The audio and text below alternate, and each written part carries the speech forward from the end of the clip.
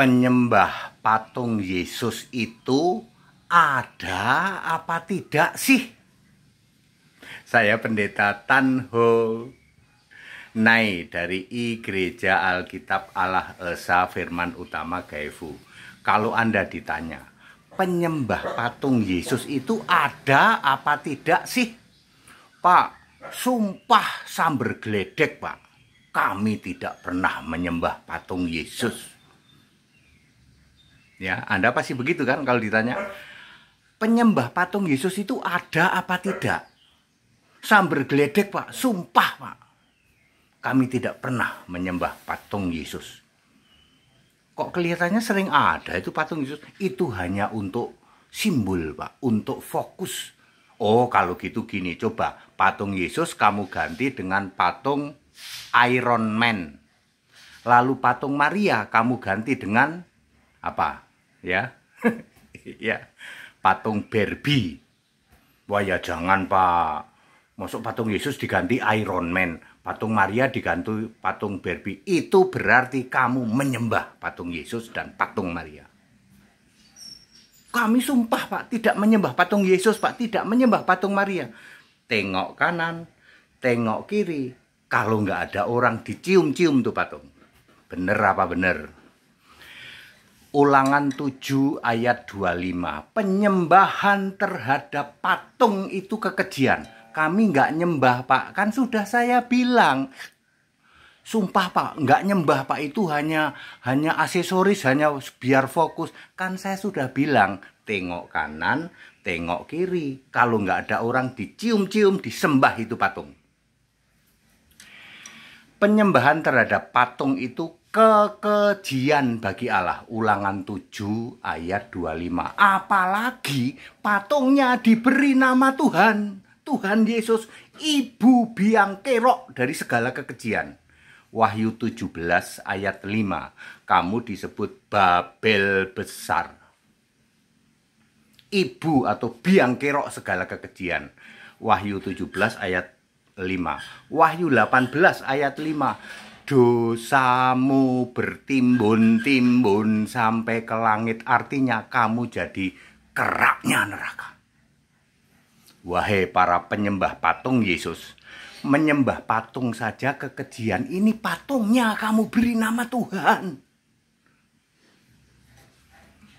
Makanya dosamu bertimbun-timbun sampai ke langit. Sumpah, Pak, sambar geledek, kami nggak pernah nyembah patung Yesus, kami nggak pernah nyembah patung Maria. Makanya pertanyaannya, penyembah patung Yesus itu ada apa enggak sih? Ayo pada ketawa yuk. Ketawa rame-rame ya. Ya, penyembahan terhadap patung itu kekejian. Ulangan 7 ayat 25. Apalagi patungnya kamu beri nama Tuhan, Tuhan Yesus. Maka kamu menjadi ibu. Ibu itu artinya biang kerok segala kekejian di muka bumi. Wahyu 17 ayat 5. Sembahlah Yesus sebagai Tuhan dan Allah satu-satunya di surga. Sembahlah Yesus, jangan sembah Bapa atau patung Yesus. Sembah Yesus, dipastikan kita akan masuk surga, hidup kekal selamanya.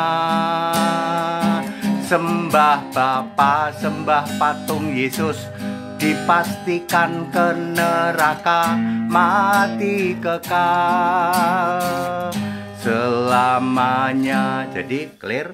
Pertanyaan sederhana, penyembah patung Yesus itu ada atau tidak sih? Yuk pada ketawa yuk. Sumpah, Pak. Sumpah, Pak, sambar geledek, kami tidak pernah nyembah patung, Pak. Itu hanya pelengkap.